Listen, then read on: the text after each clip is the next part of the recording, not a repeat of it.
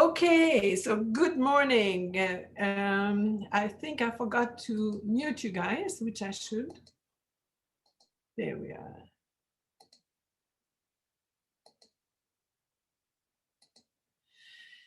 So here we are for the ideology and neoclassicism, and I forgot to put in Europe because we look at the same styles in the United States as the last program of the Thursday series. So when we talk about neoclassicism, what we really see is the very end of the 18th century and almost the consequences, if we can say, of that very fertile period of the Enlightenment. Unfortunately, the Enlightenment, with all the positive things it was bringing and making people realize that they had rights, ended up with a very bloody revolution, at least in France. So I'm bringing you again a few dates. So we talk mostly for France, about France right now. And of course, we have to keep in mind that France and that revolution had a tremendous impact on all the countries around. So on the 14th of July, 1789, happened the storming of the Bastille prison, as is shown in this painting by Jean-Pierre Houel. The storming of the Bastille happened actually not, as many people thought, to free the prisoners. No, but they knew that in that very old, what used to be one of the gates on the eastern side of Paris, was a big stock of ammunition and weapons, and that's what they were looking at. So they, for several hours, they fought around it, and the prison fell in that afternoon. What happened is that the commoners in the city had formed what is called the National Guard. It was not an official thing, and they were recognizing themselves by what I call the cocarde in French, cockades, tricolor cockades that were blue, red, and white. Blue, white, and red, I should say. And that is, of course, later on going to be the official colors of the flag of France.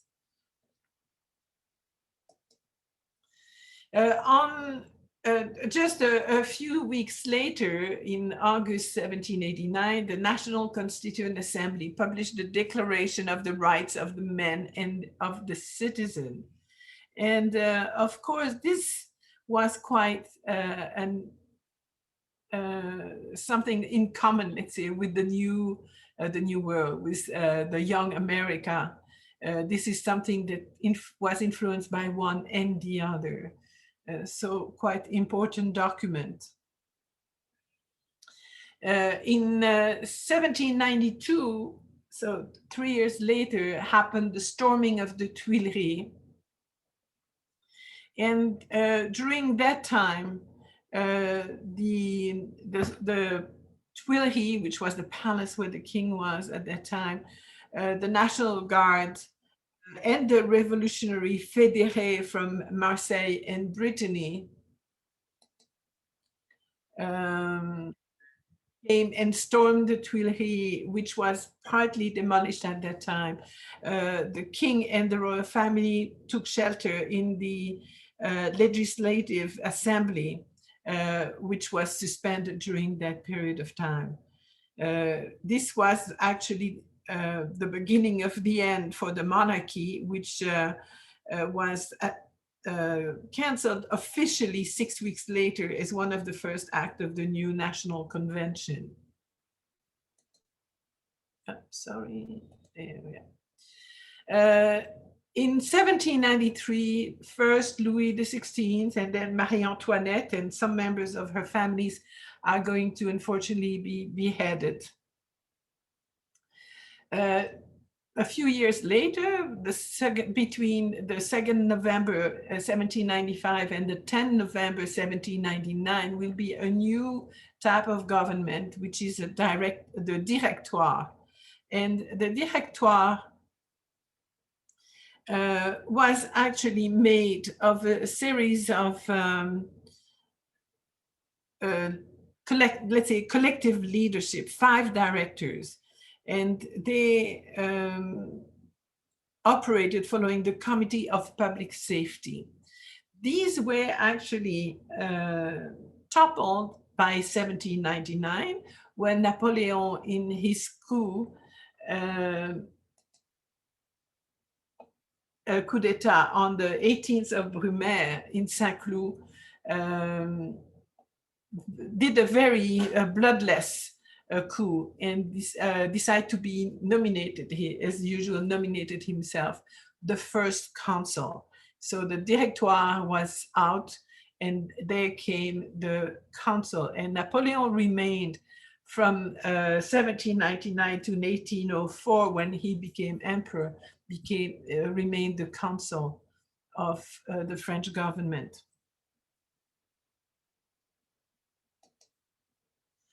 We talked about Brumaire, and so I want to bring up the French Revolution calendar.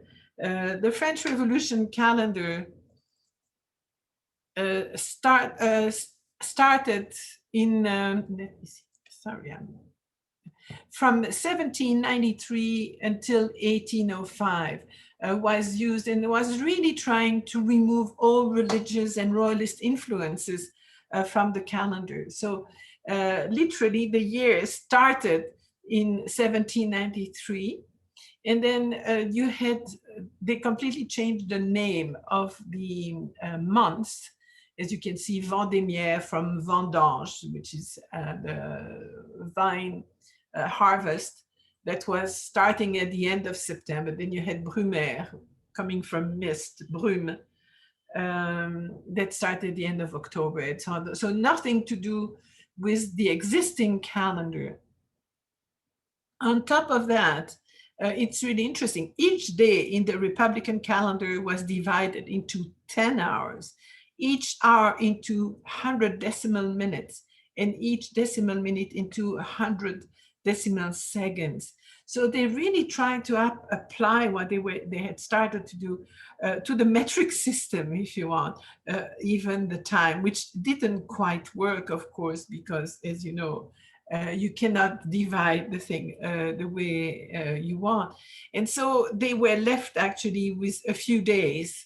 As you know, you don't just have 360 days. So the days that were left were called the sans-culottes, without, which was the name for the revolutionaries, the sans-culotte days.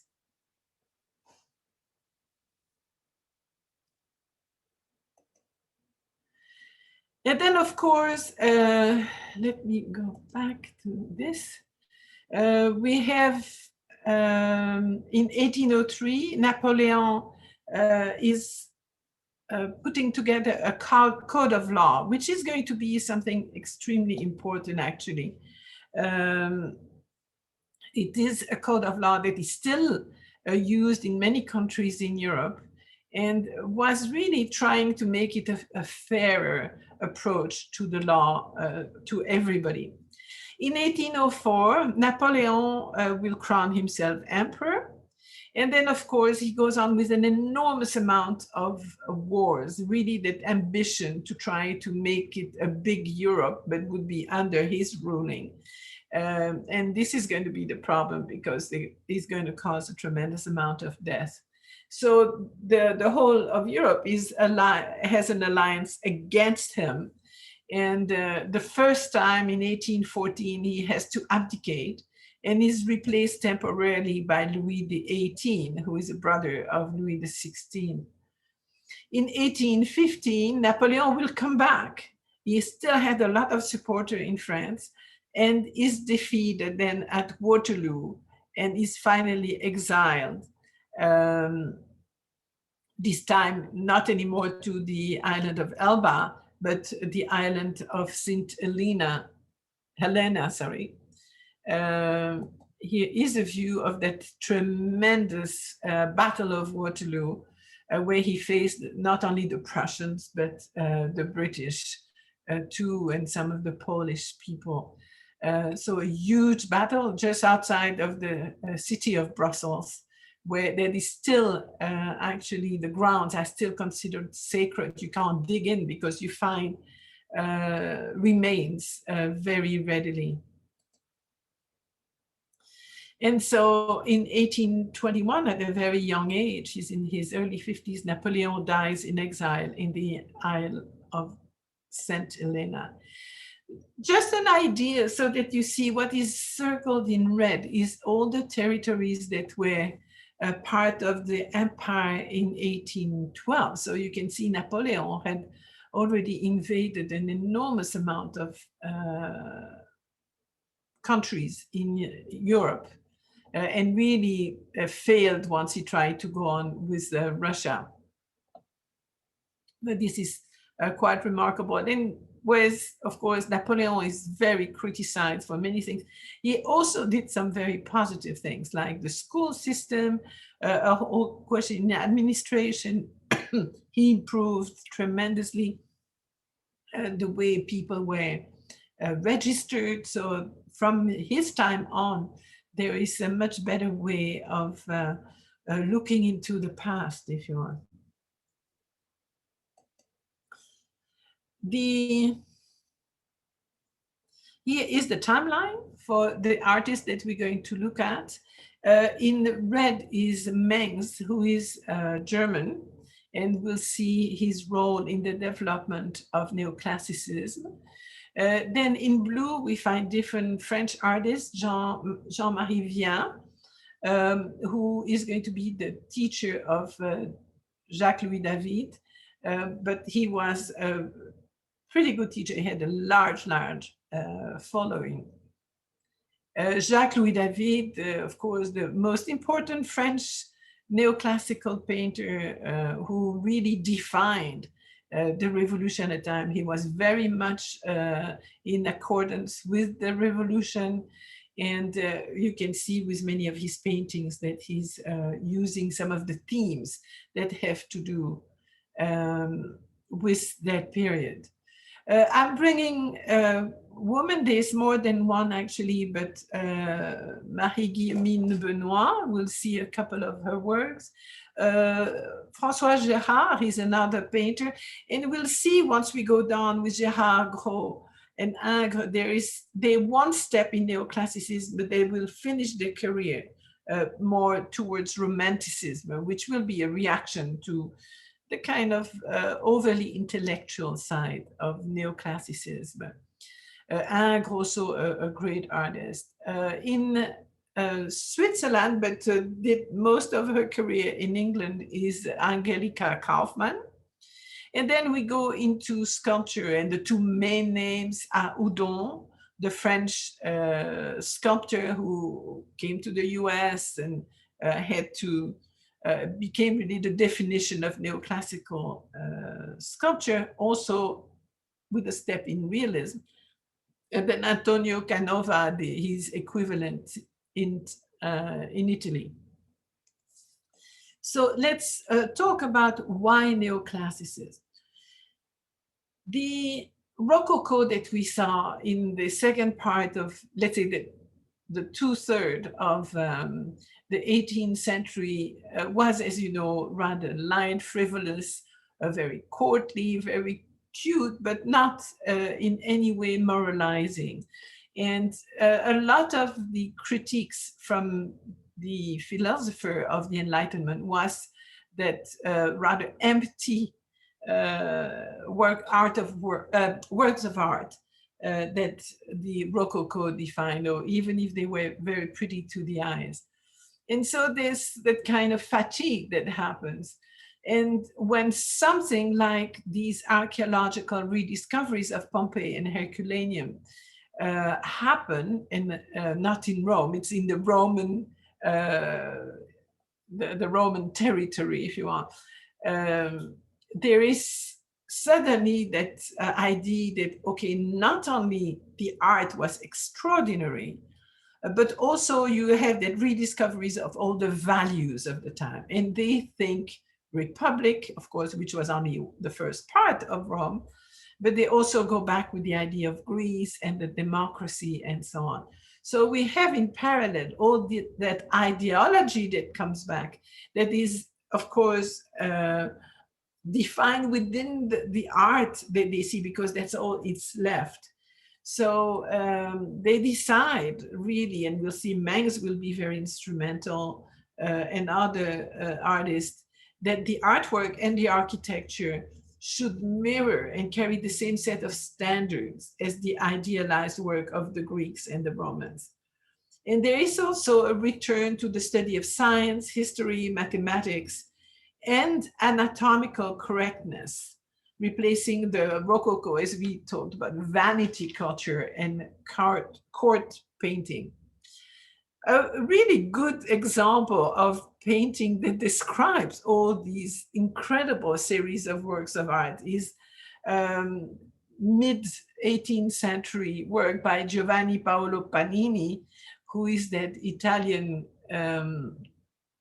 painter who made these extraordinary views of the interior of the palace of the Cardinal Gonzaga that you see here in the middle.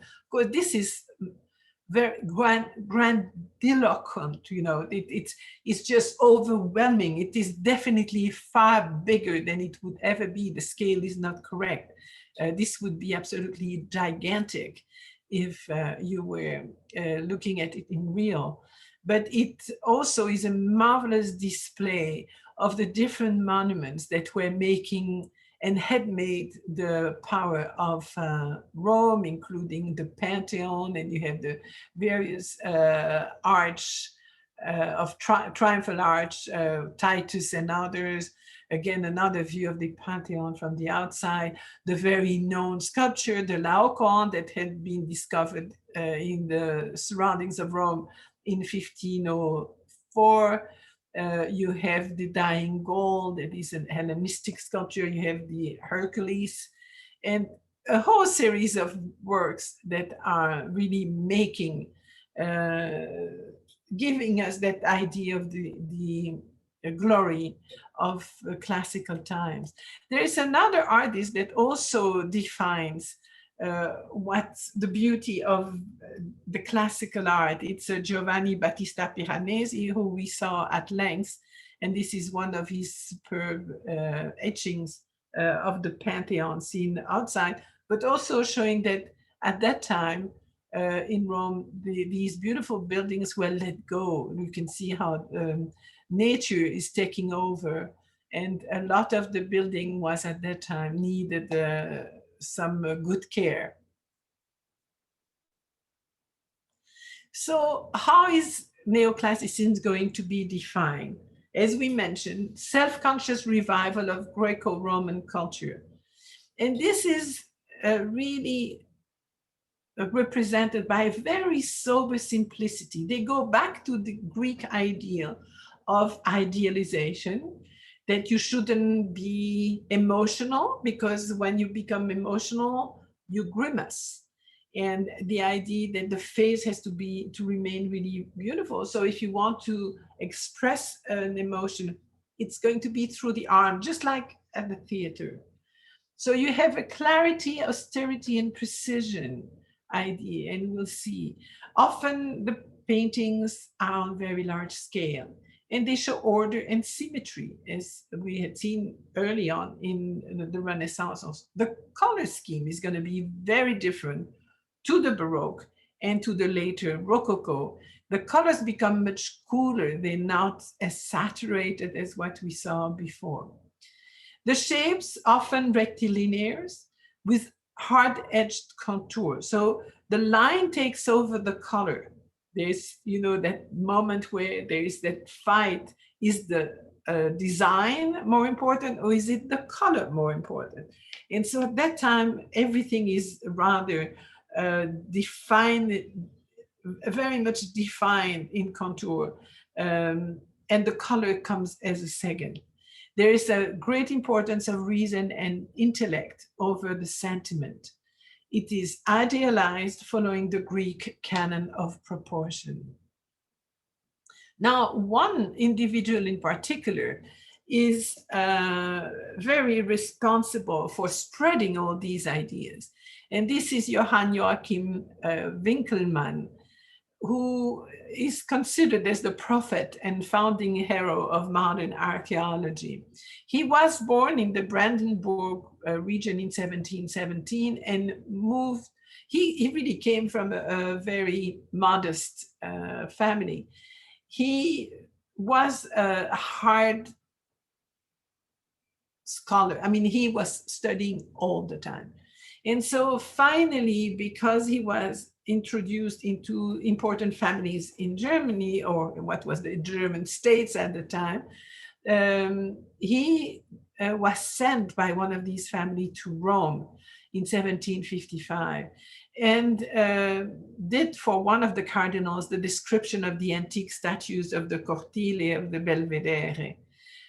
Was very much appreciated, and then he went on writing. In the same year, he wrote the Thoughts on the imitation of Greek works in painting and sculptures.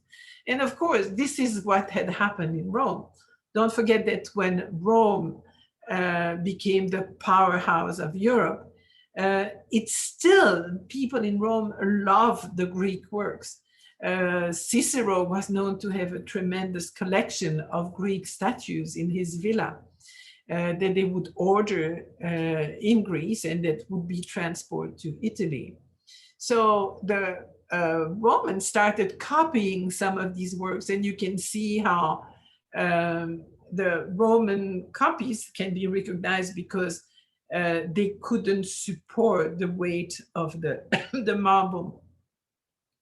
Just by a standing person. So they needed that trunk or other artifacts to stabilize the statue. Don't forget too, originally most of the Greek statues were in bronze and not in marble. The copies were in marble, but unfortunately we lost most of the bronzes because it had to be melted in times of war. So to go on, he becomes librarian to the Cardinal Passione, who was then, and then to the Cardinal Albani in 1756. And in 58, he meets that young man, Antoine Mengs, who was 30 at the time. And they become very good friends. Both speak German, of course, and so that might be part of it. But he's talking to him about his ideas of the importance of the classical time and the marvels that were done at that time. And so it really kind of a contagion, if you want. And Anton starts being very convinced by that and wants to leave the Baroque style to move into something more dignified that would become the neoclassical work. 1763, Winckelmann becomes prefect of antiquities for the Pope Clement XIII, and he keeps on writing a tremendous amount, letter about the discoveries at Herculaneum, a report on the latest discovery at Herculaneum, and the history of ancient art among the Greeks. He will not participate into the diggings that happen in Herculaneum and Pompeii, but he will visit that quite regularly. And he is in great part responsible for some of the classification that are given to these works of art. On the right, by the way, you see a portrait of Winckelmann by Anton Mengs in the 1760s. In 1768, unfortunately, he's going to die. This is a sad story. He had gone to Vienna to receive some awards from the Empress over there, and he had received some very beautiful medals. And on his way back in Italy, is it because he had a glass of wine too many or whatever? But he was kind of talking about these medals.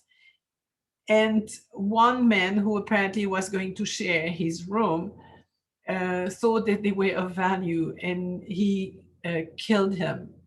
So Arcangeli killed Winkelmann for these medals that were in fact not worth much in the hands of a man like Arcangeli. Arcangeli was caught and was killed almost within a week of him being found. So this is the tragic end of Winkelmann. As you know, Pompeii and Herculaneum, the eruption had taken place in 79 AD. Herculaneum was, as you can see on the shadow, the Mount Vesuvius is here. And you can see by the shadow all the area that was impacted by the eruption. So Herculaneum itself was covered by what is called volcanic pyroclastic flows. It's in fact the closest city to the Mount Vesuvius. It was a beautiful city, often considered a summer residence area for people living in Rome. Oplontis, that is for the moment, when I'm talking, it is completely contemporary, is rediscovered right now, and did not suffer the same type of consequences as Herculaneum, but more like Pompeii was covered with volcanic ashes and pumice. And so you can see that Oplontis and Pompeii were not too far from one another.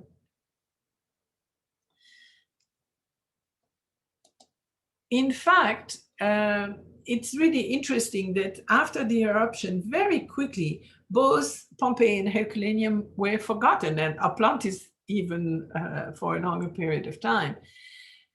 Very quickly, people had no idea where they were. They were completely recovered. From time to time, something would come out. But the first time that there was some excavation was at the end of the 16th century, when the architect Domenico Fontana worked on new construction, and particularly an aqueduct, and accidentally excavated a number of wall paintings and inscription, though he very quickly covered them again and tried not to talk about it. But incidental discoveries in the early decades of the 1700s prompted Charles VII, who was King of Spain, Naples, and Sicily, to commission a survey of the area of Herculaneum. In 1693, Giuseppe Macrini excavated some walls and wrote that Pompeii laid beneath what was called at that time La Civita, so a city that existed there. And in 1738, we have the official rediscovery of Herculaneum. Now, Herculaneum is a very different problem because Herculaneum was built upon. And so they couldn't demolish all the existing city, and it's only on the outskirts that they were able to find extraordinary works in Herculaneum. In 1748, there's the excavation of a city that they cannot name by a Spanish military engineer, Joaquín de Alcubierre. And it's only in 63 that they found an inscription in that city that mentioned Rei Publicae Pompeianorum, which means was the Republic of Pompeii was found, and the city was then identified as Pompeii. Winkelmann, as I mentioned, visited Naples quite often in 58, 62, 65, and 67, and wrote his famous work about the discoveries at Herculaneum. So here is what is dug out in Herculaneum, and incredible villas. These were some very rich villas there. But as you can see, the city is there, all built up, so they cannot demolish it. Epopee, of course, I don't even have to mention, but they rediscovered the forum and a whole network of businesses and some villas, etc., etc. This is the Villa of the Faun. So let's move to the famous Anton Raphael Mengs, who was born in 1728 in Bohemia. In 49, appointed first painter to Frederick Augustus, who was the Elector of Saxony. In 50, he goes to Rome and marries an Italian girl, Margherita Guazzi, who is his model, and he converts himself to Catholicism. In 54, he became director of the Vatican School of Painting, and in 58 meets Winkelmann in Rome. He is going to, at that time, he was really considered one of the best painter around. Invited to the Spanish court in 61 and in 77 to decorate the new royal palace in Madrid that was replacing the Alcazar, which had burned down. And then is there meeting Tiepolo, who had been also invited to Spain, and he's going to completely disparage Tiepolo, who is literally going to die in despair in Madrid after the very discouraging comments of Mengs, who thought that his art was passé. So in 1769 to 72, while in Rome, he decorated the Camera dei Papiri in the Vatican and then dies in Rome in 1779. I'm going to show you a few of his work. This is his self-portrait. He shows, I think, a lot of importance, consciousness of his importance. As I mentioned, he went to Spain, where he was quite appreciated, and this is a portrait he made of the King of Naples, Ferdinand IV, who will become King of Spain later on. He's still a young man, as you can see, barely be able to put his hand on the table. In his Parnassus, I think he's trying to apply what Winkelmann had told him about ideal values, and though he still has some elements of Baroque in the saturation of the cloak, the two reds and then the blue are still these very saturated colors that you can find in the Baroque period. But in general, with some distance, now everybody recognizes.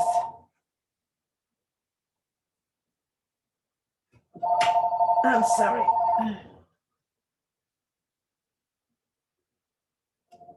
I'm in classe. Je suis en classe.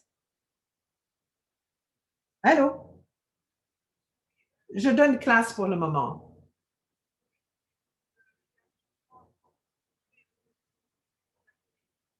Ok, envoie-moi un email si tu veux bien.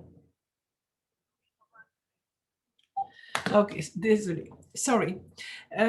So nowadays, in the eyes of Goethe, who was, as you know, very interested by art, he said that Mengs was in fact a poor tool to bring up a style that should have had so much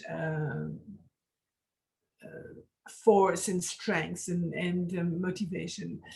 So he's been really looked down at nowadays, not at all as the leader that he should have become. In France, we see people like Jean-Joseph Marie Vienne. This is a very good example of what's happening. People are looking at these beautiful frescoes that are found in Pompeii and Herculaneum. And you see on the upper right of the screen here, the Selling of Cupid fresco from the Villa d'Ariana in Stabie, which is another town around.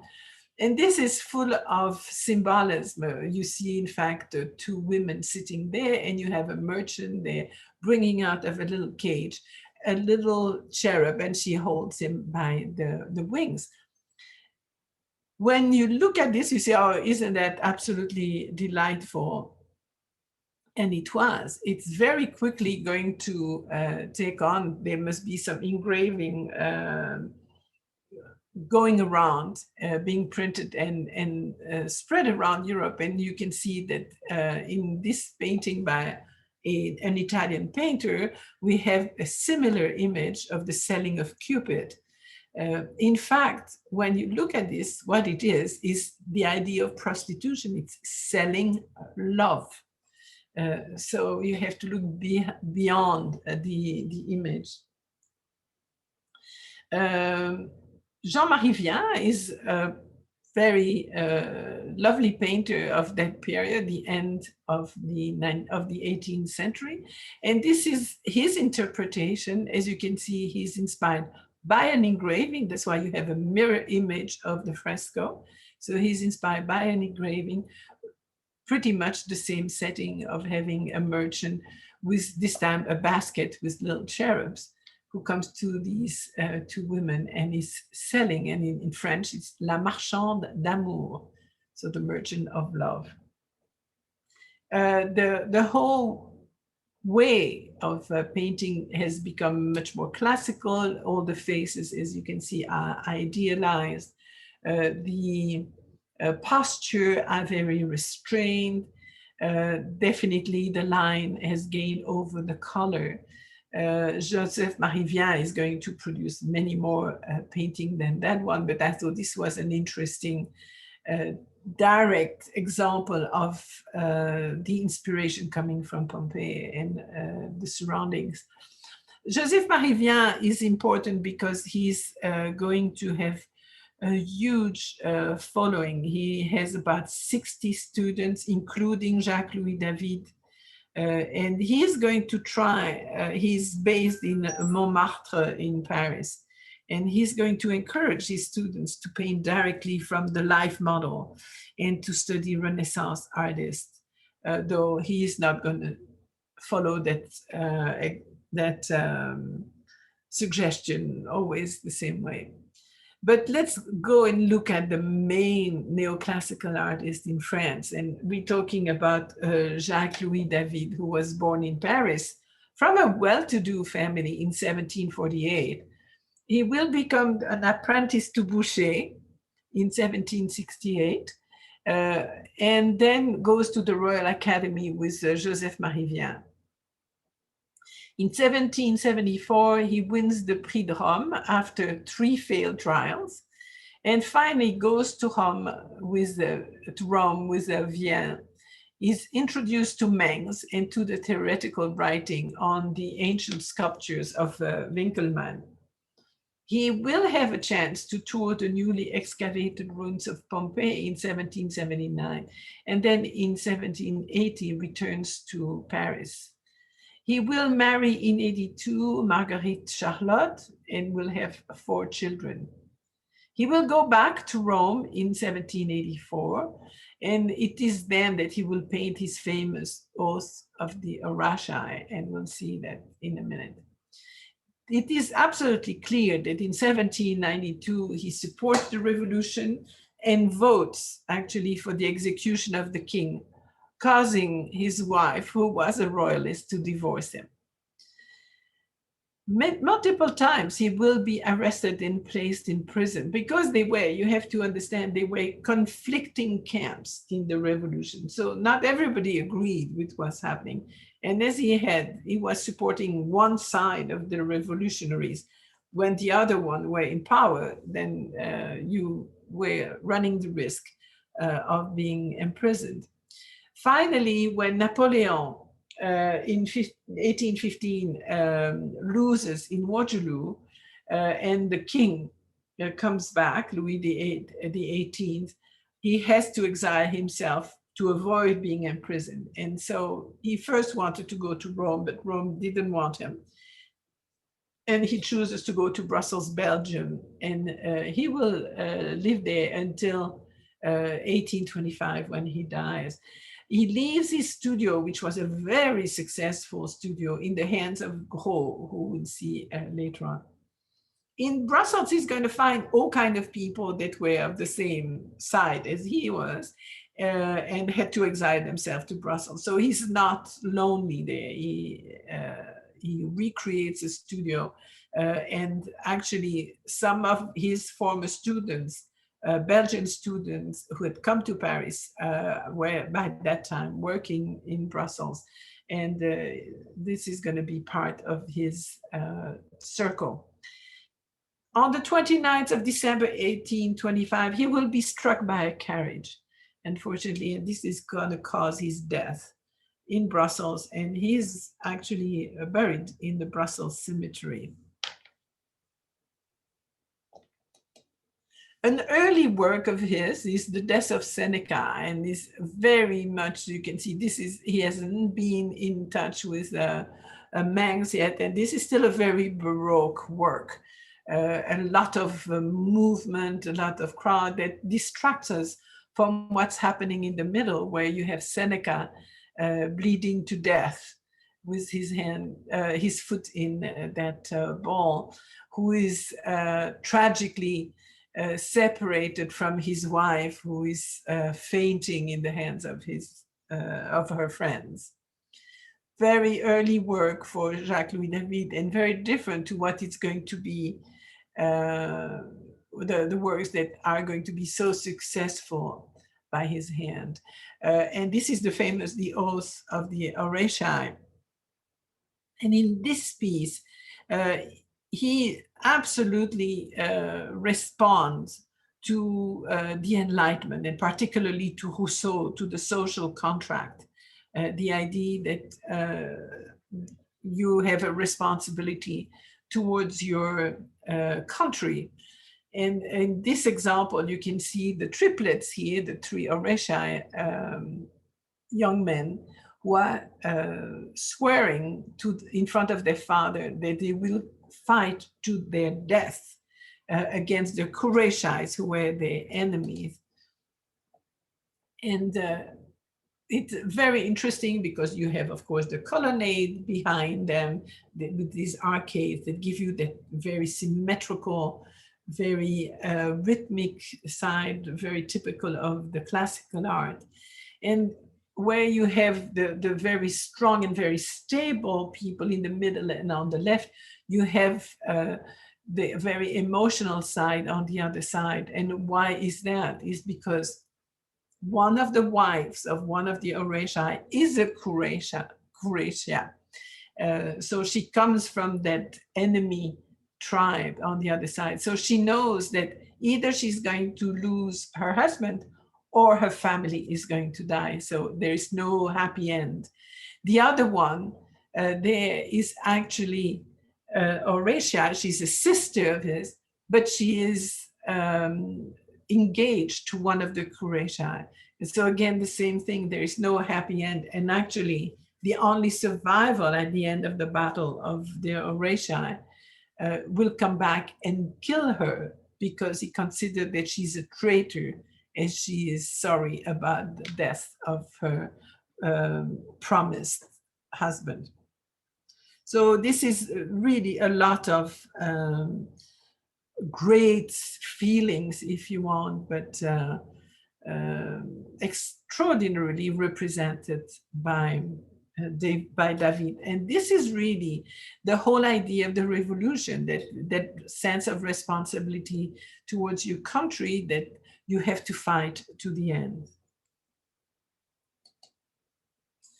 Very different to what we had seen with the death of Seneca is his representation of the death of Socrates. Condemned to death, Socrates is strong, calm, at peace, is still discussing the immortality of the soul. He's surrounded there by Crito, his grieving friend, and many of his students.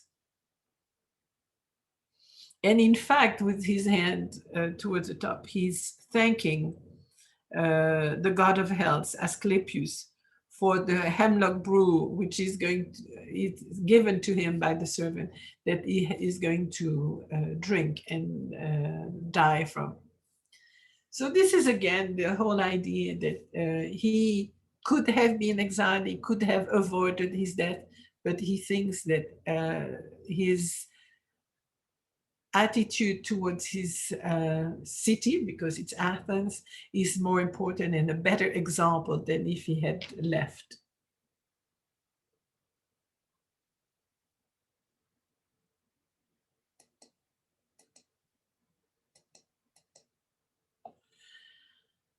This is pretty much, it's almost like a follow-up of what we've seen with the Oresci. The lictors bring to Brutus the bodies of his son. It shows Lucius Junius Brutus, who is sitting there, who is a Roman leader, grieving for his sons. They had attempted to overthrow the government and restore the monarchy. So the father ordered their death to maintain the republic. So it's here literally you have the mother grieving the death of her sons with the two sisters and probably a wife there. But they were traitors. And so the father thought again that the importance of their government of the city was more important than the life of his sons. An incredible sense of duty.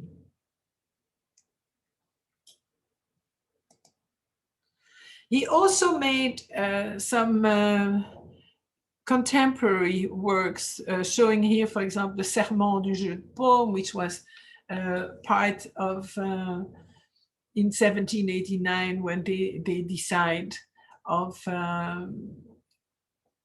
holding that revolution that's going to take place at that time. And you have everybody that is around there swearing to fight to the end. He's going to show also some of his people that he supported. This is the last moments of the life of Michel Lepelletier. He was actually called upon to organize the funeral, and you can see it's a very symbolic too, because what you see through that line that we can see is the edge, the point of a sword with some blood dripping.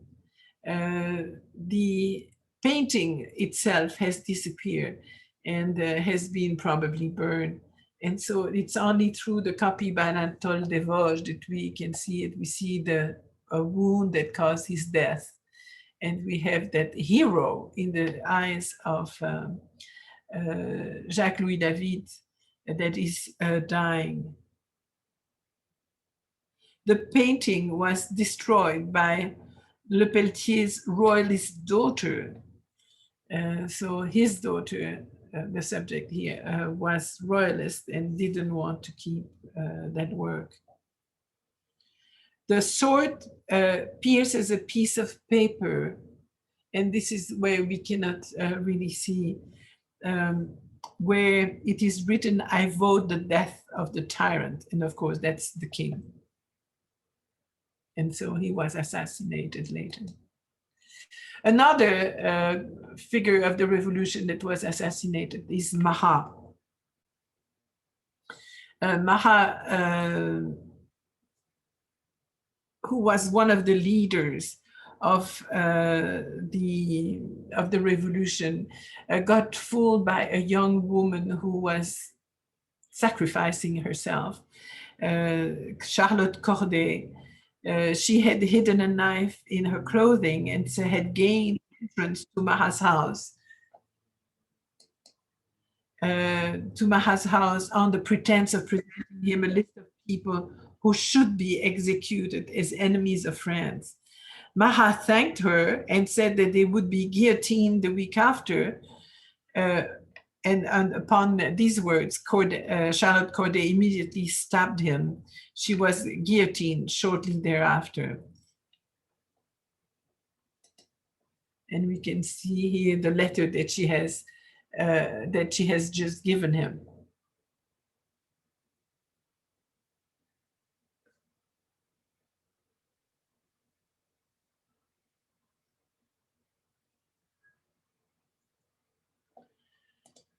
He also made that very quick drawing showing Marie Antoinette on the way to the guillotine, where, as you can see, they had cut her hair. She has just a little bonnet on, and her hand are tied behind, but she was said to be very dignified on her way. Of course, she had to cross streets with people spitting on her and wishing her death.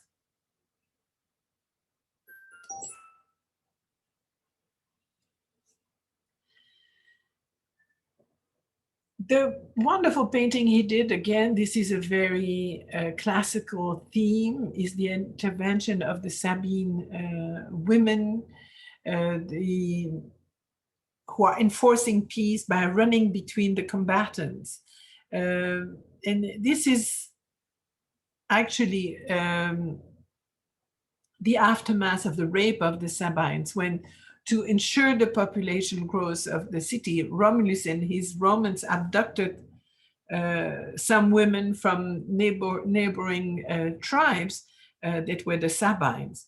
3 years passed before the Sabines men, led by Tacius, mounted a counterattack.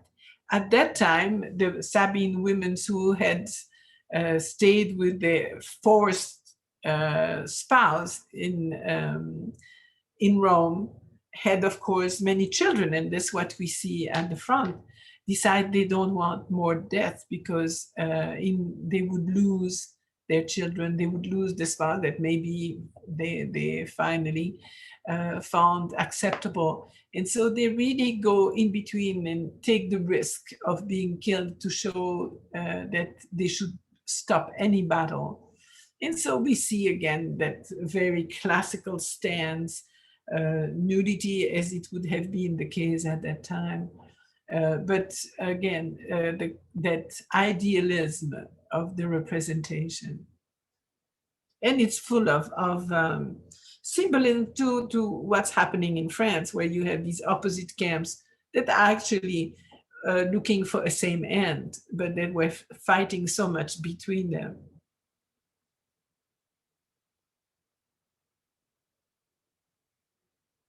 He was really pleading for the people to reunite after the bloodshed of the revolution. He is going to be also an admirer of Bonaparte, that very young man coming from Corsica, who must have had quite a charisma and quite an intelligence to, so young, being promoted to general. So here we have a sketch that he did of the young General Bonaparte in 1797. And then the painting he made of Napoleon at Saint Bernard Pass in 1800, which is really showing Napoleon on his way to Italy. Now, the interesting thing is that Napoleon would not have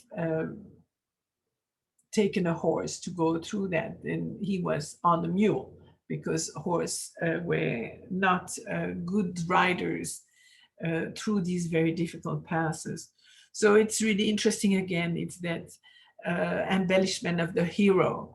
And with a neoclassical view, you already have that sense of romanticism that will happen later, that Jacques-Louis David will never join. But in his representation of heroes, he has a little bit of that romantic view.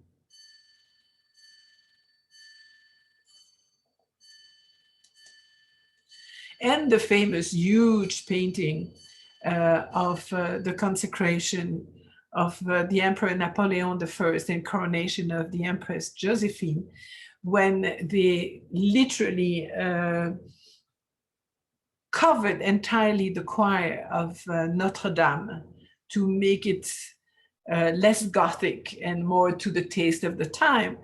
And Napoleon has invited the Pope that we see there, but he grabs the crown and doesn't want the Pope to crown Josephine, but he's doing it himself. The whole scene, by the way, is pretty much a fabrication because represented in that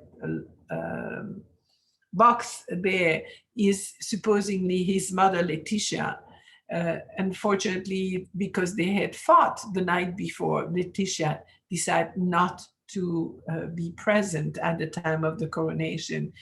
Same thing as one of his brother, who is represented here by David, but wasn't present for the same reason.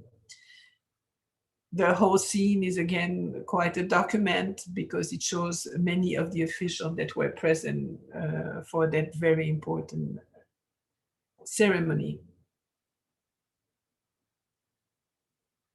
It's a huge painting, by the way.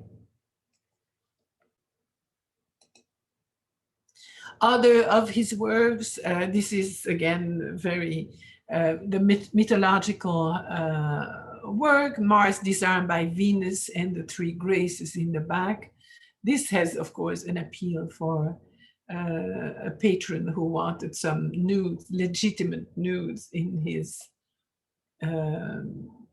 library or his apartment. But he did some wonderful portraits, and this is really one of my very favorite. The portrait, probably commissioned by Madame Lavoisier, shows here the portrait of Antoine Lohan and Marianne Lavoisier. And Lavoisier is the father of chemistry. Is really the one that revolutionized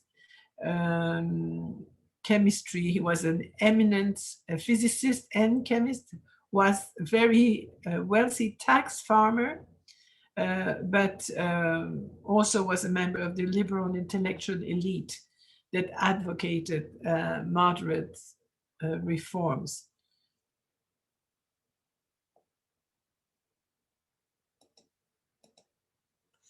The portrait of Madame Recamier. Madame Recamier was quite a figure in Paris at the time.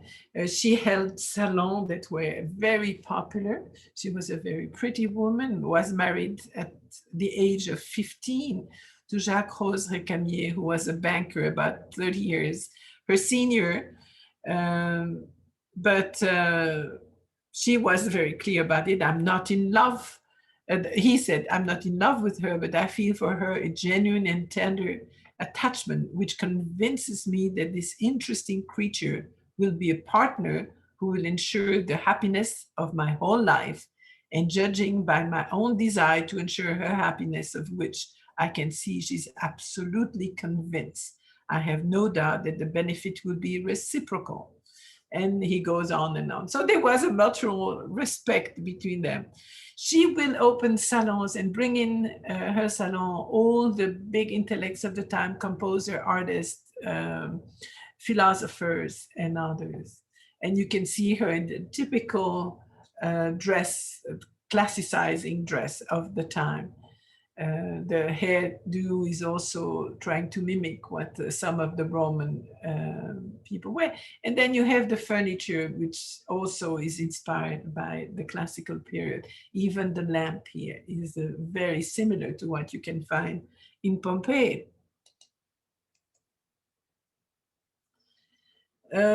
Emmanuel Joseph Sieyès was a prominent political figure of the revolution. And a friend of David, but you can see there a much more sensitive way of approaching. He loses the idea of the neoclassical period. And before I go on, we're going to take a little break. So if you have any questions, please just ask, unmute yourself and ask me. So, yes, Cynthia. So I'm kind of curious, in all this turmoil, all this bloody violence, you know, in the revolution, what did they think about artists? What were the revolutionaries' attitudes? I mean, I'm picturing all this blood in the streets, and then they're quietly in their studios painting away. You know, I mean, no, but they were participating to meetings, and because there was a lot of intellect in that too. You had the populace, you know, the people were not educated and were really thirsty for blood. But you have behind it a whole series of people that really had a goal, who wanted to get rid of the monarchy, who wanted to try to bring France to a more just ruling, if you want. for David was definitely an intellectual too, but what he was doing was very important to them, because all his paintings that you can see support all that ideology of the Neoclassicism, showing that duty of people towards their country that should come before their family. And at the time, as you see with the Sabaeans, it's just stop the blood now, stop fighting one another, try to go on with your ideas. So no, it was very important for them, because that's again the forefront, that's the window of what they're doing is to the world. They see these, and the revolution is long past, but the works of David are still there. Yeah. So the revolutionaries liked the ideas that he was portraying in his art. Because he was totally on their side. And were there other artists who were you know, stunned by the revolutionaries? We'll see in a minute. We'll see some before the, you know, once Napoleon comes, there are wars, but outside of the country. So life comes back to a more normal thing. And Napoleon is really going to try to bring order in the country at that time. Any question? Well, Anne, I have a question, and it's about the painting number 22, Bonaparte at St. Bernard's Pass. Yes. The position of the horse. Now, you said it was fanciful that he wouldn't have been on a horse; he would have been on a mule. But yes, the entire position of it reminds me of the works that you showed us from the Baroque. With that, like the horse is in an impossible position, and that diagonal line, I mean, it creates this diagonal line that doesn't seem to be in this period of painting. You know, you're absolutely right. And that's why I say there you have suddenly that feeling for the movement that's going to follow Neoclassicism, which is Romanticism, and which Jacques-Louis David fought to his end. But he cannot prevent, because he has to show Napoleon as a hero. That's the other way that painting strikes me, is it's a fantasy of a hero more than right. So to do that, he can't show just the horse sitting on his, you know, four paws or standing on his four paws, because it would not have been inspiring. So he has to show the horse rearing. But think about our portraits of George Washington, our father in Hero, which is about the same. But I mean, George Washington crossing the river, you know, I mean, it's a completely different style way. I mean, but don't forget, we talk about Puritans. We talk about a very different civilization. When you see, and we'll talk about it, because we talking about Udon at the end, and so with the poet of Washington, it's a very different society. You have to see that France and Italy are much more flamboyant in the way they show things. The US is not that way, and that's been interesting, because some artists are going to go there and have their idea about what, and then Washington looks at them and says, no way. So we'll see that in a minute. So otherwise, okay, I'm going to go on. I hope you had just a minute to stretch your legs, and I'm going to mute you again, and then we'll go on. And here is one example of women. And as I mentioned, there are many women. I have shown you some before with Adèle-Abi-Labiguiat and Vigée-Lebrun, Elisabeth Vigée-Lebrun. But there were many more. And unfortunately, in this class, I don't have the time to show many, but this is really one of my very favorite paintings. She had actually studied with Elisabeth Vigée-Lebrun in 1781. And then she worked in the studio of Jacques-Louis David, met there many important figures, poets and others. She exhibited at the Salon in 1791 and obtained a gold medal there in 1804. So she had quite a reputation. And as I say, they're actually now rediscovering a lot of her painting. But this is, I think, one of the most stunning that is the, sorry, the original title would be Portrait of a Negress.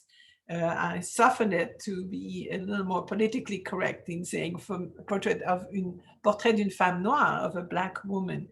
But it's absolutely superb, that understanding of that contrast of the rich pigment of that black woman with that white dress.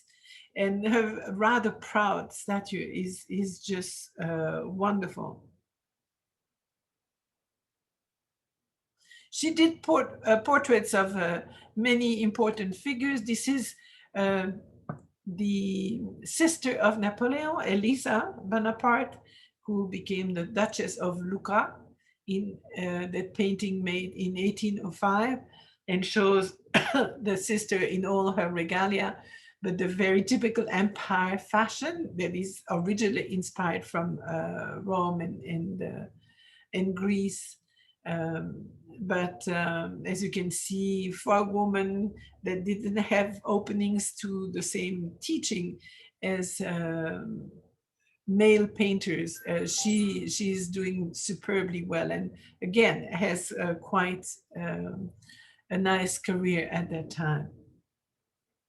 So moving on with other contemporaries, the Baron François Gerhard, who was born in Rome, will study with a sculptor early on in 1782, and then in 84 studies with David, will be named a member of the Revolutionary Tribunal. So that's what I mentioned. These are also people that are very sympathetic to the revolution. We have to realize, if you are not on their side, you better leave the country, which was done by Vigée Lebrun. She fled first to Rome and then to other European countries, where Adélaïde Labiguière remained in France, but unfortunately never could adapt to the new society and finished rather unknown, if you want. He exhibited many portraits at the Salon. This is a portrait of him by Thomas Lawrence, the great English artist. He, in 1809, was made a Baron of the Empire, so his title is Baron François Gerhard. After 1815, it's interesting, he must have made amends and becomes officer of the Legion of Honor and first painter to the king. So he must have done a good job changing his mind, and will die in 37 after 3 days of fever. His sister was a very nice painter, and I will include her in some of the later presentation that I will do on women painter. Marguerite Gerhard was a great painter, worked with Fragonard and other painters of the late 18th century. This is some of the portraits, and I think this is adorable. There's Jean-Baptiste Isabey, who is himself a painter, a miniaturist, with his little daughter and his dog. But he is also following that fashion for classical art, and this is Cupid and Psyche. This is considered as the second generation of the neoclassical style, the idea of the aestheticism of beautiful physique.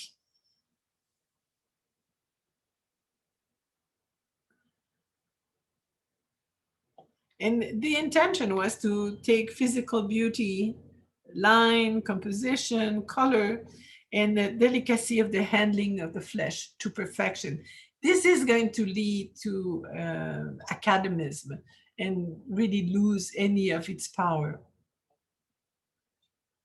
As you've already seen, he's a great portraitist.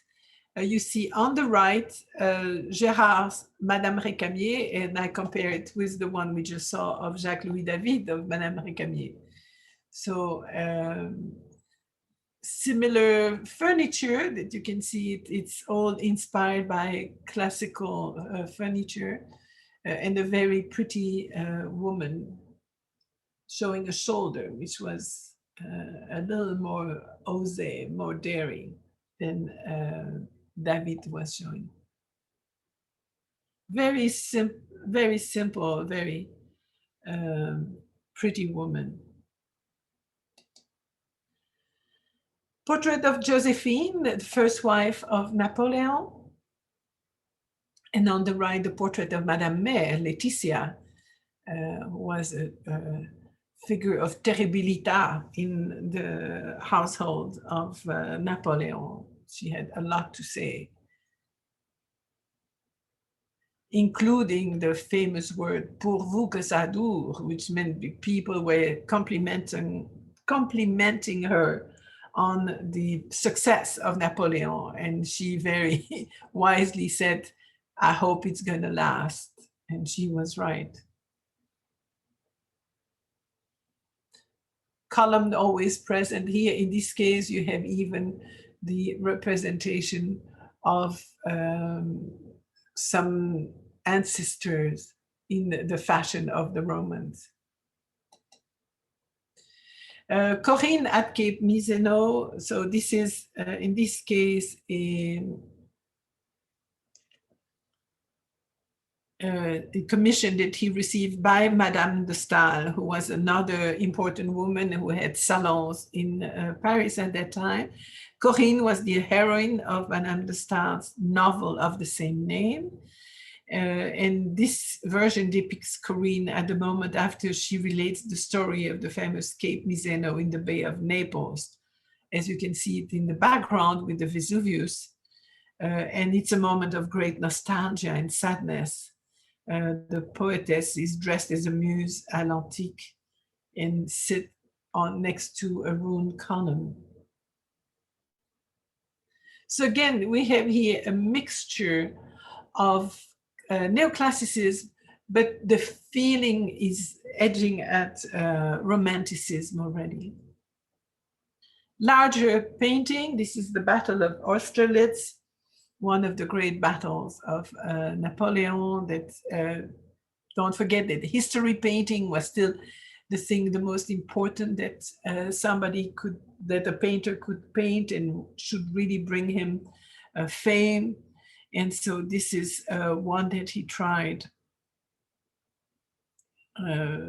showing the engagement of Napoleonic wars. Contemporary with him is the Baron Jean-Antoine Gros, who was born in Paris to a miniature painter. You see on the right, by Gerhard, the portrait of Antoine Jean Gros. We can say Antoine Jean or Jean-Antoine, it depends who talks about him. He also worked in the studio of Jacques-Louis David in 1785, and then will leave France for Italy. He will go to Genoa, Florence, Milan. And in Milan, in Genoa, had made the acquaintance of Josephine de Beauharnais, the wife of Napoleon, and sees her again in Milan. And he's by that time received by Napoleon himself, and is going to really become one of his great supporters. Napoleon likes his style of painting and is going to use him. We have to understand that for people like Napoleon, it's art is a support,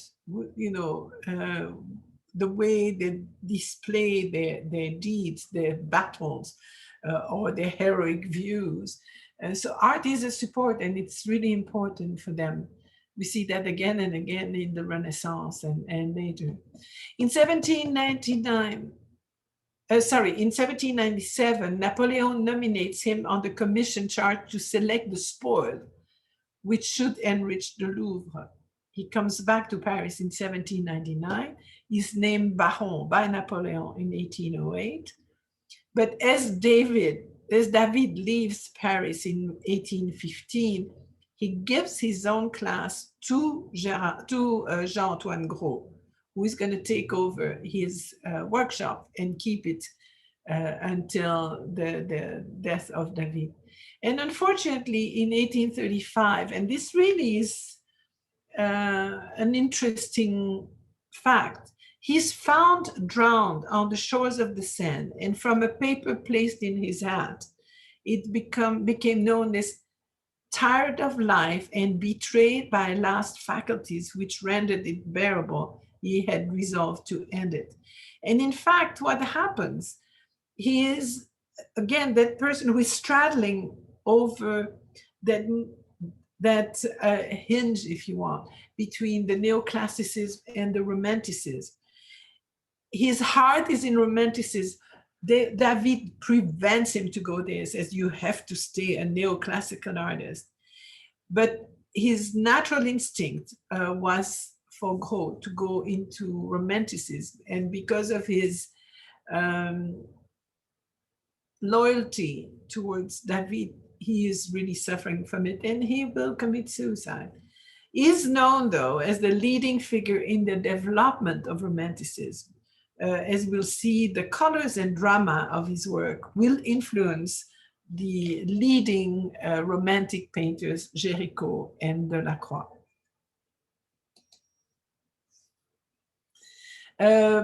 Lovely portrait. This is Madame Pasteur, who was refugee in Italy during the revolution. And you can already see that spirit of that end of the 18th century. Just a lovely face and lovely rendering with a very dark background and the white dress and the pale skin coming out. It's absolutely an adorable portrait. But we mentioned the fact that he was a great admirer of Napoleon. Napoleon liked him. This is Bonaparte on the bridge at Arcol. Again, this is making Napoleon the hero who plants the French tricolor on the bridge in 1796. So all these conventional heroic portraits start to acquire an emotional charge, as we saw in the other painting by Gerhard. There is definitely a shift. You don't have just a neoclassical figure here. It's already a romantic figure. And it is believed that Gros witnessed the event, by the way. Also, very important painting, which is going to be so influential on the Romantics, is Napoleon Bonaparte visiting the plague-stricken at Jaffa. In this very large painting full of warmth and lyricism. And this is also an example in the interest of the Orient that is triggered by Napoleon's battle campaign. He went through Egypt and then the Middle East, and suddenly you have all that exoticism, which is going to go on in the early 19th century and form that Orientalist movement where people discovered North Africa and the Middle East and all its scents and these exotic costumes and a different culture. So what you see here is Napoleon who comes and visits his troops who are, as you said, plague-stricken. They are infected with the bubonic plague, and his portrait reaching out to one of the sick men, and he's almost like a figure of Christ in the middle of that. There is no fear to visit that pest house.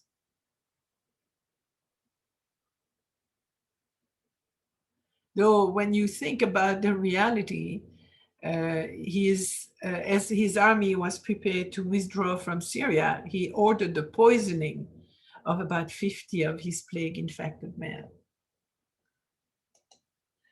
Very romantic painting is Sappho at Leucate, where you have the great poetess that is going to commit suicide with the sacrificial altar on the right and the back in that very, very romantic setting.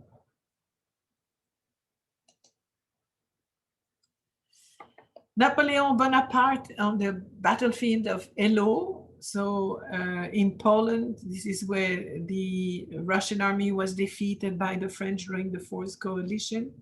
Very bloody engagement, resulting in 25,000 deaths and wounded. Though Napoleon wished to commemorate the victory and made it the subject of a competition, and Gros won it.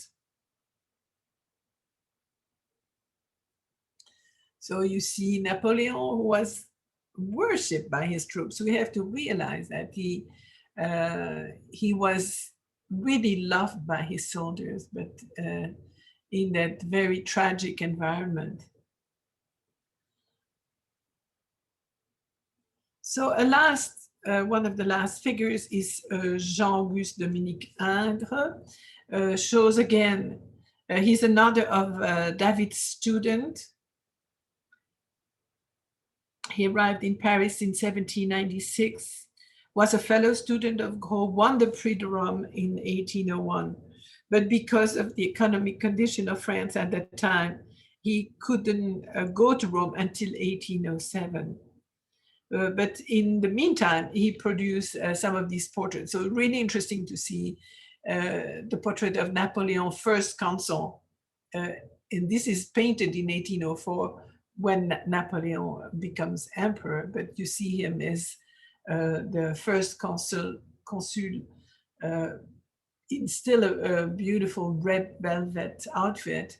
But then you see Napoleon in 1806 on the imperial throne, though he had been made emperor in 1804. He also, Ingres is known, and we'll talk about him during the Romantic period because he's going to go on to that way. A superb portraitist. This is the family Rivière with Madame, Monsieur, and Mademoiselle Caroline. Shows them in different settings. But as you can see, we've lost the unemotional stage to show something that is moving, that is very harmonious. And Ingres is known for the amazing palette of colors that he had and the sense of the texture. A very happy man, Monsieur Rivière, very content. And then the lovely young lady, Mademoiselle, with a beautiful landscape in the background. So we feel the arrival of the Romantic period. To move to another country, we talk about Angelika Kaufmann, who was born in Switzerland in 1741. She grows up in Austria. She is considered a child prodigy, knows many languages from her mother, reads constantly, and shows a talent as a musician, but her greatest progress is in painting. So in 53, she's 12. She becomes known as a painter, with bishops and nobles being her sitters.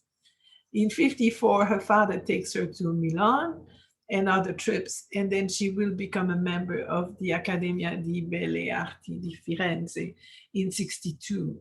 Then she goes to Rome, and there meets a lot of British visitors who are very eager to get her to England. And in 64, she's persuaded by Lady Wentworth, the wife of the British ambassador, to accompany her to London. In 67, she's going to marry an impostor going under the name of Count Frederick de Horn, who she will divorce a year later. She will become one of the 2 female founding members of the Royal Academy in London, and will be a great friend of Joshua Reynolds. And finally, in 81, marries a Venetian artist, Antonio Zucchi, and dies in Rome in 1807. Will have a splendid funeral under the direction of Canova, and followed by the entire Academy of St. Luke, etc. Here is her portrait, self-portrait. Known for portraiture and for mythological scene, this is the portrait of a young woman. As you can see, there is a classical, neoclassical background, if you want, but with a beginning of romanticism in a more relaxed attitude, and with very lively curtains and draperies all around, which would not have been part of the neoclassical part. Here is a neoclassical subject of Bacchus and Ariadne. We know the story of Ariadne, who had freed Theseus from the Minotaur, accompanies Theseus to the island. She falls asleep on the island, and Theseus quickly goes away, goes back to his father, and then comes Bacchus and falls in love with that beautiful woman, and then he will marry her. Portrait of Prince Stanislaus Poniatowski. Poniatowski is a great figure in Poland, but also will be an important figure in Russia.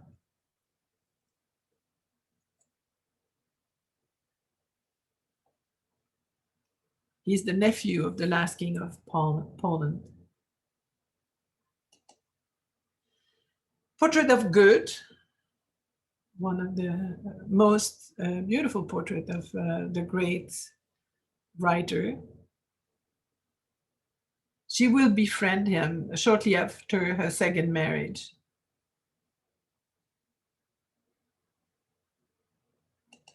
Then she will illustrate some of Goethe's works. This is the scene from the Iphigenia in Tauris, with Goethe himself actually as Orestes in the center.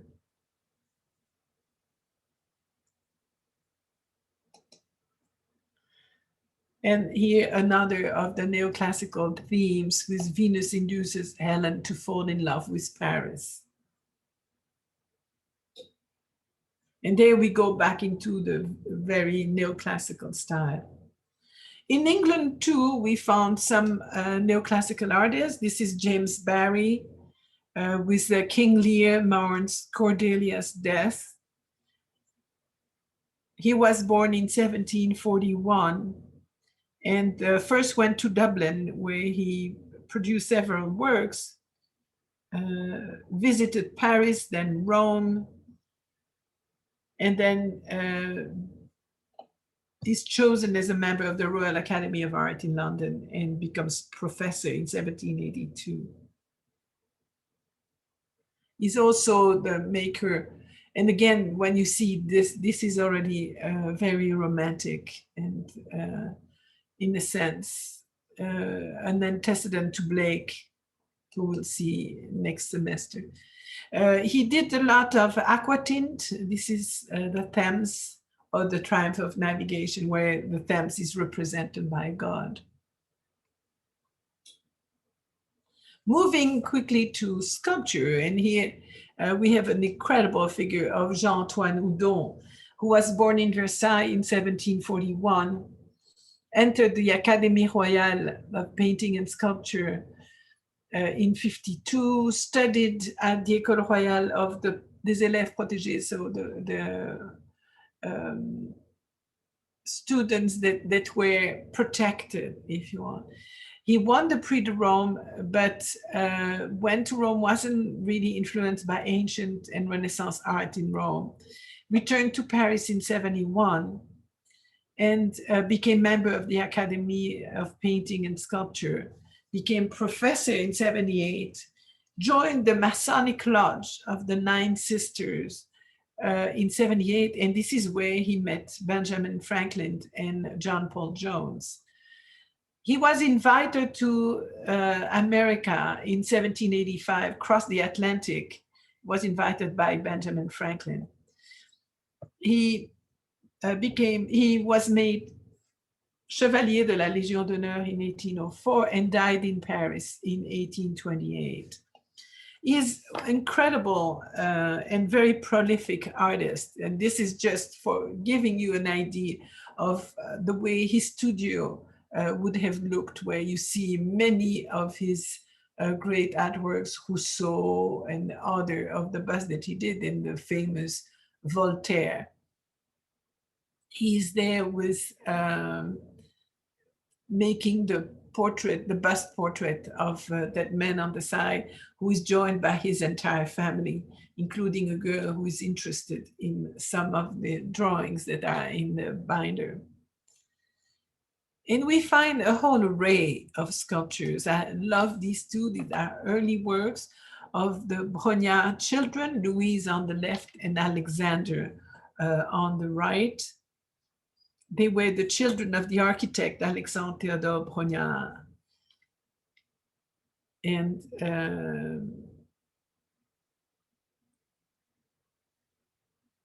Alexander is the future director of the manufacture of Sèvres, the porcelain. So you can see very realistic representation, very lively representation.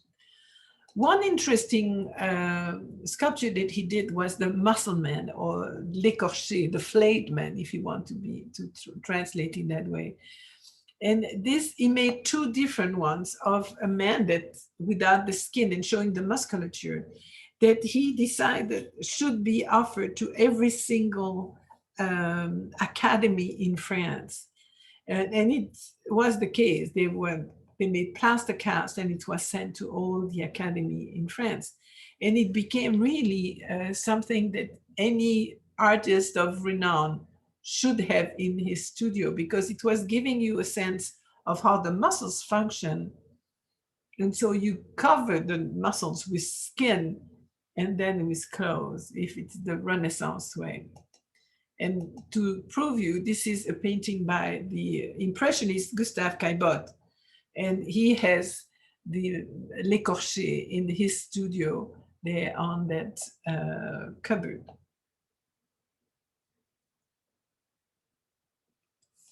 He made portraits and then he made allegories. This is a superb portrait of the composer Gluck. And this was very criticized at the time because it almost caused a scandal, because he had not idealized the man who had suffered from smallpox, as you can see in the face. And so he didn't try to correct that. He showed the man as he was. And so this was, in fact, the premonition of what's going to happen in the next 2 or 3 decades. Allegory, this is La Frileuse, so the person who is cold. It was actually one, comes as a contrast to the summer, so this represents the winter. La Frileuse, you have on the left the Modello in terracotta, and then on the right the marble finished product that is in Montpellier in the Musée Fabre, of that young woman who is cold but represents the winter.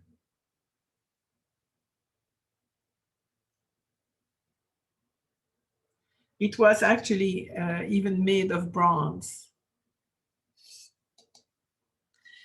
Very successful was the portrait of Denis Diderot. And Denis Diderot was one of the philosophers, part of the Enlightenment. Denis Diderot, who did the encyclopedia with d'Alembert, and the realism of his face made that he started getting a whole series of commission.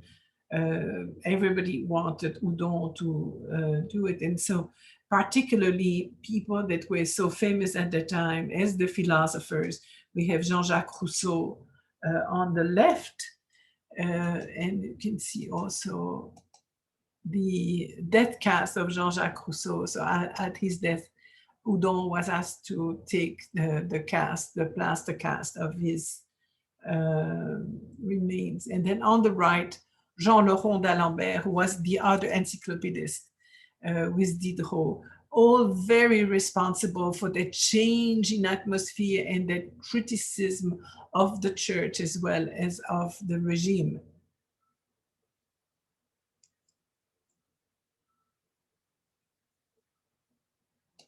Probably the most famous is the famous Voltaire Assis, which was commissioned by his niece who was living with him, and to be set at the Comédie Française. Udon had the time to very briefly meet with Voltaire, take some sketches, and then produce a little plaster cast, and then made an extraordinary representation of Voltaire Assis, of which, by the way, we have a small model at the Phoenix Art Museum. And why, often people say, why is he dressed à l'antique? Because it's eternal. If you put somebody in the contemporary garb, it dates, but here he shows that he's a writer forever. Extraordinary rendition of the man with all his wit. Voltaire was known to have tremendous wit and be so quick to respond. He was adored by people to be part of a reunion because he was bringing so much conversation. It's very interesting because it can be compared to a previous work that had been commissioned by the encyclopedist that was made by Pigalle, who we saw before, and shows he's in the nude, an aged man, and Pigalle had insisted he wanted to show him as more of a classical representation and as a hero. And of course, that ended up being relegated it is in the Louvre now, but for a long time was kind of forgotten compared to the amazing representation by Udon of the Voltaire Assis.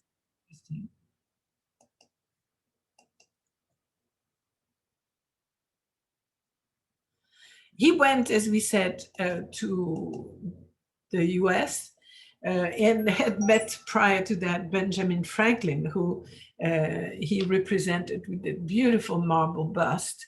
I think giving us, you want Ben Franklin to go on and speak because it's so realistic.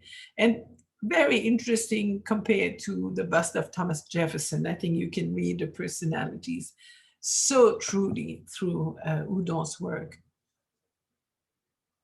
And of course, one of the important figures of Washington, he did more than one. He actually made one that was a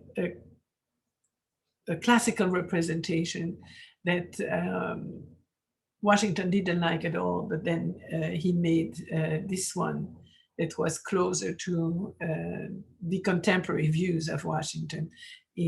And I put it next to the plaster cast of Washington at his death.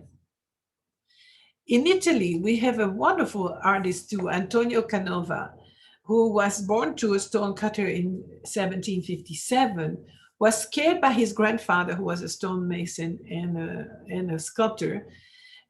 He began his studies at the Accademia di Belle Arti in Venice in 72, opened a studio there, then arrived to Rome in 80, studied and sketched the works of Michelangelo, then started traveling a little bit, went to Vienna in 97, returned to Italy in 98, and then started acquiring a whole series of high-ranked patrons from across Europe, including France, England, Russia, Poland, etc. He was assigned the post of Inspector General of Antiquities. In 1815, visited London, met with Haydn, sorry, not Haydn.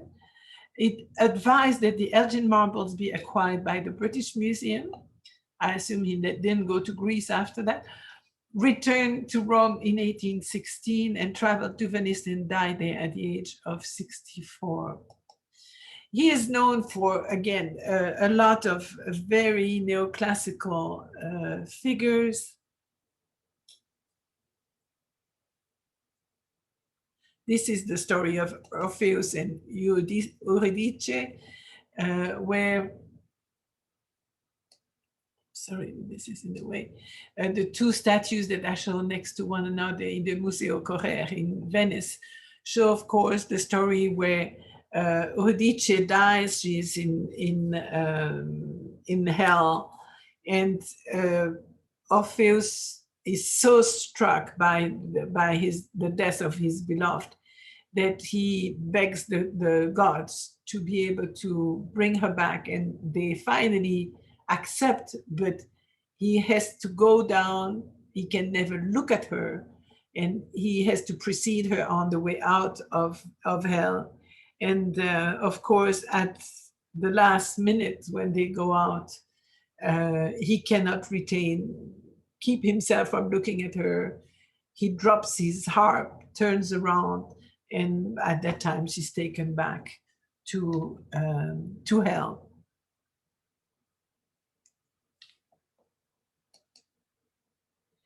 Daedalus and Icarus, of course, the story of the architect of the maze in Crete that was keeping the minotaurs, and they decide they want to save because as he knows, he's the only one who knows the way out of the maze. They want to keep him there, but he decides he wants to flee from Crete with his son Daedalus and make some wings covered with wax. And they take off. Unfortunately, Daedalus, as you know the story, who is a young, impetuous man, decides to fly high, closer to the sun. And of course, the warmer it gets, the wax melts, and he falls into the sea.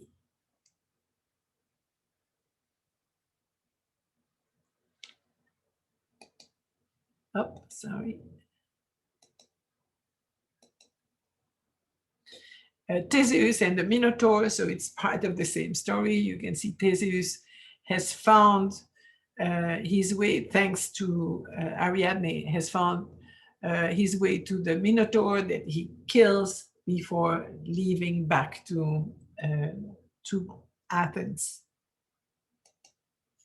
And then the beautiful Cupid and Psyche, of course, that's the couple, that young couple that will finally be authorized to get married, but it's a big psychological drama. And here you can see how he combines the classical mode, but with consummate eroticism. This was done at about the same time he did the other works on Theseus and Daedalus.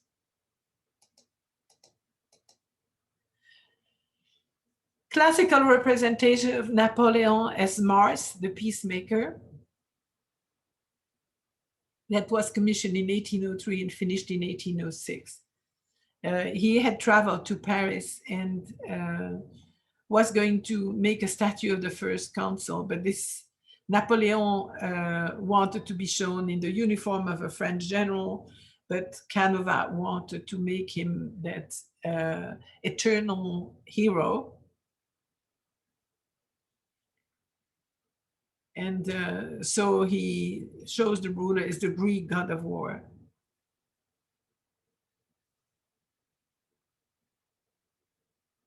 And Napoleon didn't care for it, very much in the same way as Washington. Paulina Borghese is Venus Victrix. This is shown, this is the typical neoclassical setting on the Roman couch.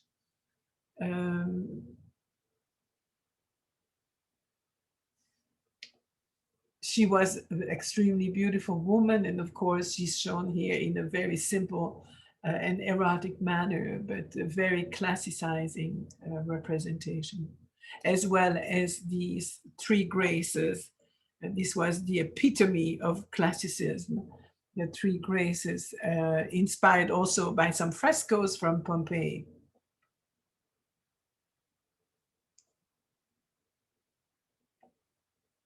And against the taste of Washington, here is Washington shown in classical garb, like a Roman emperor writing on the tablets.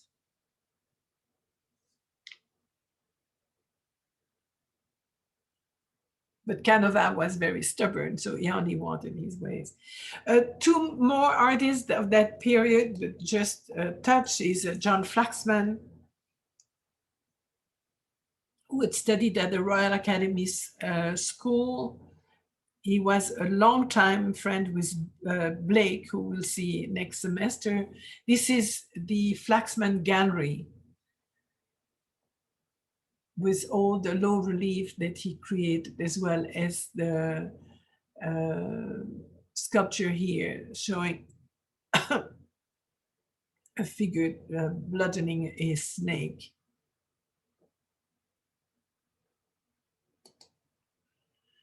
He was known also for many of his engravings, all in classical style. This is the Inferno, the Canto 28.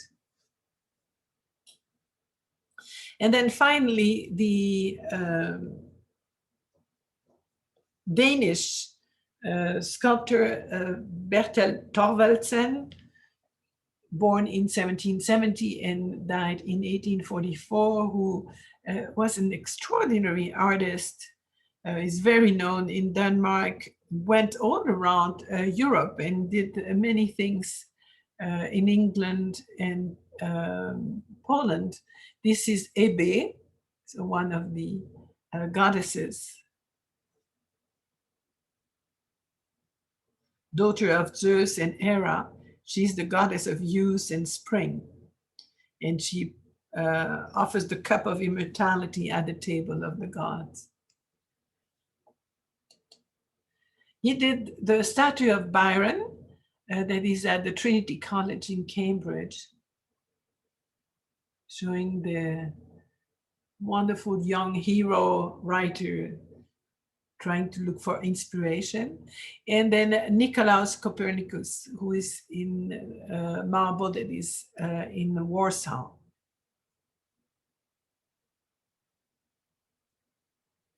This is one of his greatest works. He also was asked, interestingly enough, to make the tomb of Pius VII that stands in the Basilica of St. Peter in the Vatican. So this is, again, kind of a superficial overview of what we see in that neoclassical period, where we see that very quickly after the rather moralizing works, we move towards something that is more emotional, and it's the beginning of Romanticism, which we will see starting in September. So hopefully you will come and see the last Thursday work, the presentation, which is going to bring us to this country, and it's going to be the 18th century art in North America.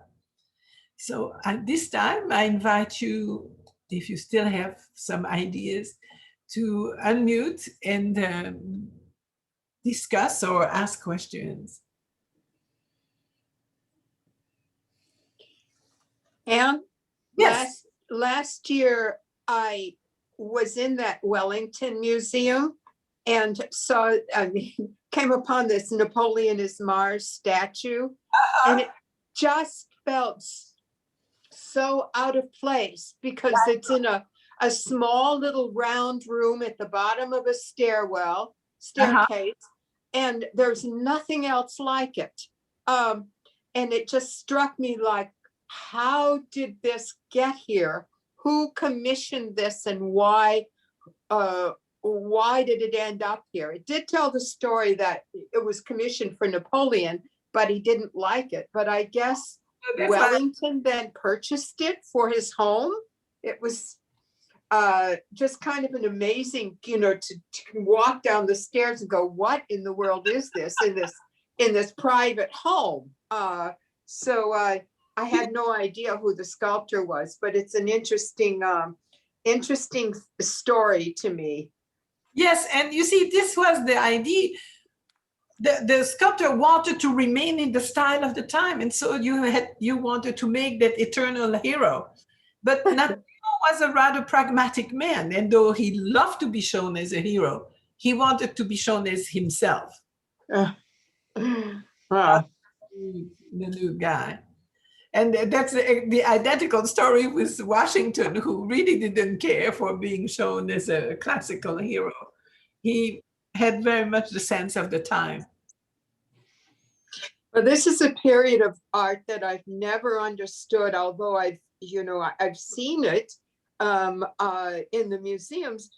So it's really interesting to me today to get more background on what was going on and how one thing led to another, one period to the next. We have to really understand that suddenly there is that rediscovery of Pompeii and Herculaneum, and at the same time comes all that, this, oh, you remember at that time they were writing this, and in Greece it was the democracy, though it was a restricted democracy, but the idea of democracy at the time they were struggling with a monarchy was something very appealing. And so it really goes hand in hand with the values that they attributed to the old classical period. And of course, when they think of Rome, they think of that first part of Rome, of the Republic. Of course, they don't want to talk too much about the empire. Yeah, and it's so volatile at that time, where politics invades every part, and violence. That's why I put so much history in my classes, because if you look at it, there is always wars and conflicts. It's when you look at the 19th century, they come out of the revolution, and then in 15 Napoleon is sent to Sainte Helene, and then you have the French king comes back, and then one is kicked out, and then another one comes in, and they finally kicked out, and then the nephew of Napoleon comes. And that 19th century in France is incredible. In Italy, don't forget, that's when Italy is going to be formed at the end of the 19th century. In Germany is formed at the end of the 19th century. It's constant combats and fights and regrouping. What we know now, despite the fact we went in the 20th century through 2 big wars, it's so stable compared to these times. It's incredible. It's difficult. Well, thank you very much for today. I thoroughly enjoyed this. Okay, I'm happy you did. And so the next time it will be in the US, and that will be the end of the Thursday series. On Tuesday next week, we'll talk about the arts and the Reformation, and see the impact of Reformation in the 16th century on art, and what you can do, what you cannot do, etc., etc.